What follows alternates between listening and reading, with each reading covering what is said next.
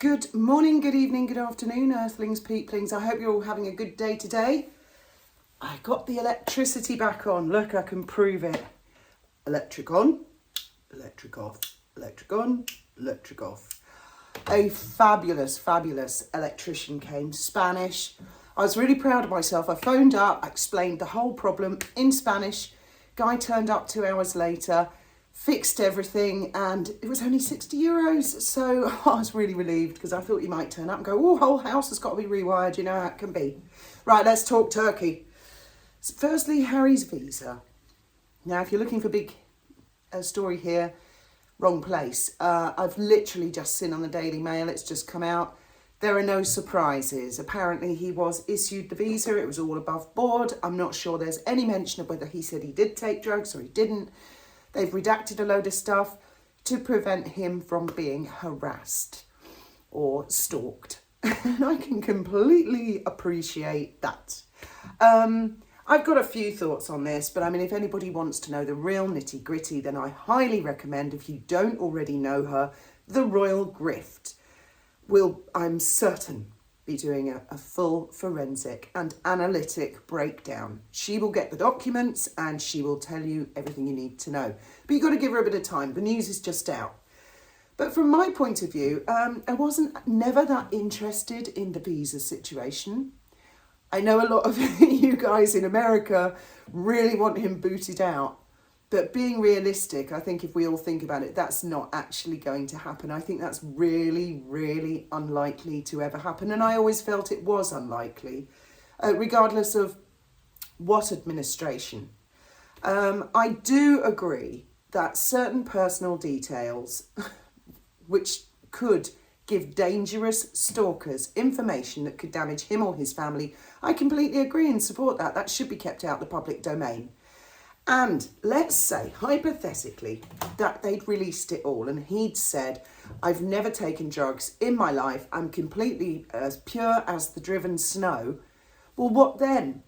Well, then a lot of newspapers would have said, but he said blah, blah, blah in spare. But spare is not a legal document. Spare is not an affidavit. Spare is not a statement of fact. He can say he used poetic license. He can say, I embellished, I didn't actually take those drugs. Yes, it would be a climb down, but he could do that, couldn't he? It's the obvious get out of jail free card. So I'm not at all surprised. So I wanted to talk to you all about something which I've been thinking about on and off for a couple of months now, and it's something in the Netflix series. And I'm not sure that anybody else really picked up on this, but I remembered Meghan saying this. And it really got me thinking, and I've been thinking about it a lot more lately because I've actually, I've come across people in life, I'm sure you have, who demand things. I demand you do this. And especially when they do it when they don't have a single sodding card to play with. And that's what Meghan did, basically, in the Netflix series. She complained, in her own words, that she had not been invited, presumably by video call, to the Sandringham summit. Well, I'm sorry, but if I may say so, how very fucking cheeky, and especially the way she phrased it. She said something like, this was going to affect the rest of my life, but I wasn't allowed to go, Ray? Excuse me? The Sandringham summit was matters of state, so to speak, sort of. Harry had released an announcement. Harry was announcing he was leaving the royal family, which was forcing their hand and making them look very bad, and they were trying to handle it privately as monarch to heir, and have Harry in the room and ask him to explain himself and try and find a resolution around that. It had, if I may say, and if you'll cover your ears, fuck all to do with Meghan's life. And it really, I remember when I heard her say that, I thought at the time, you cheeky monkey. What a cheeky monkey. But I didn't I didn't say anything at the time because there were so many other things that she'd done it, including that stupid curtsy that she did. But the cheek of it, I've known quite a lot of people who do this. And they make this huge mistake of thinking that everybody around them owes them a favour. But to use the word demand, and I mean, that really was, she didn't say demanding, but she was expecting to be included in that summit by video call because it was going to affect the rest of her life. I mean, she didn't even acknowledge in Netflix how important it was that a queen, a reigning queen, a Prince of Wales, heir, and a Duke of Cambridge, heir, all very, very illustrious and important appointments of the crown, positions within the monarchy, were going to discuss any kind of a future about anybody. No, it was all about her. They're going to make decisions about me and I'm not allowed to be there. I mean, how's that right? She said something like that. It's, well, I mean, the flipping cheek of it, really. One of her fans is a rather overweight and not elderly, but aging, old 90s radio host. Let's put it that way, a failed one. I forget his name now. Actually, he's on Twitter. And he comes at me once in a while. And you know, she posted her green food, her waffles, which apparently there's a waffle gate going on about that. Well, I made a picture of food and I put it on X. That's all I did. And I said, you know, hope I can be like Meghan, you know, end up doing fuck all. Well, this aging DJ came at me. He's like a I never heard of, never was be type, I suppose, celebrity. He's Canadian. And he was talking about the most private anatomy of mine. He's a blue ticker. He's a mate of hers. He's talking about another woman's anatomy. A really, I mean, this fat, sweaty, old, failed DJ is talking publicly to me about my private parts in a, not in a sexual way, but in a really disgusting way. These are her friends. And I replied to him and I said, you know, with friends like her, I just can't understand why she's not more popular. You know, this guy just, and the comments, they're public, everybody can read it. And he's happy to put that out there because he thinks that's going to help her. I mean, nothing has changed. She can put on this nicey, smiley, oh, with love, Meghan. She can do that all day long. It's bollocks. The only thing I start to wonder about is how mad she is, whether she's just a little bit mad or really mad. But she still hangs out with people like that.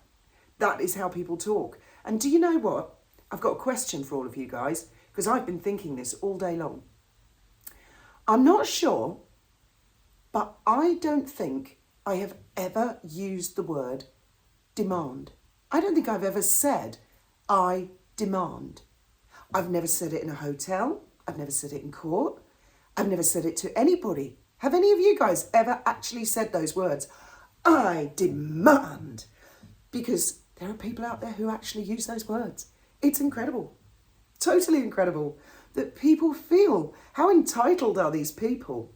I just know, it's like when you go to the supermarket. I go to the supermarket and most of the people in the supermarket, it's like bip, bip, bip, and they get out of the way. But there's occasionally one who will take ages packing their things, making no attempt to get their purse out, making no attempt to pack their bags and get out of the way because their lives are so much more important and everybody else in the queue can wait until they've finished.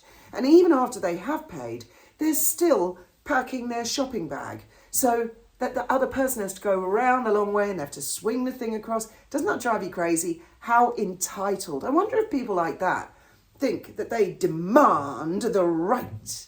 I demand to be at Sandringham. I demand that the Queen of England, and all her other titles, and the Commonwealth, I demand that I be there because it's affecting my future, right? Oh my God. And then people wonder why she is not popular.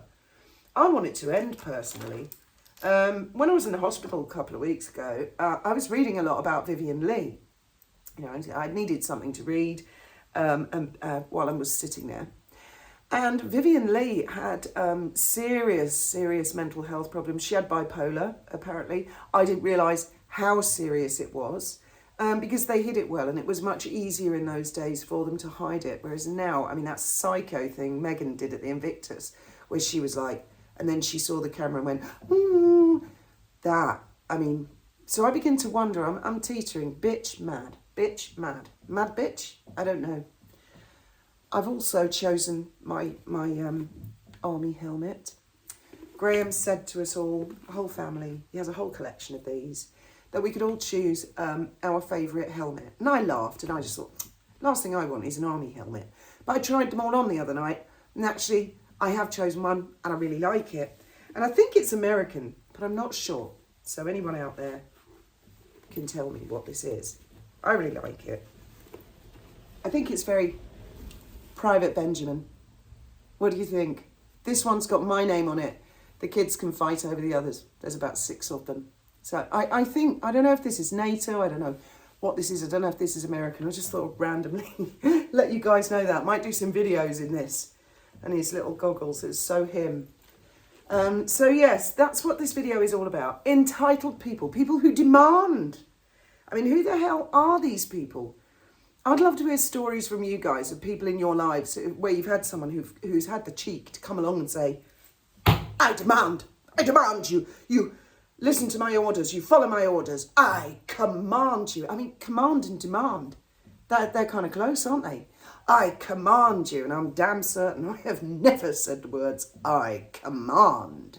But I demand is really similar. It's really close, isn't it? And I wondered also what you guys thought of that. The fact that she had the cheek to raise that in the Netflix show.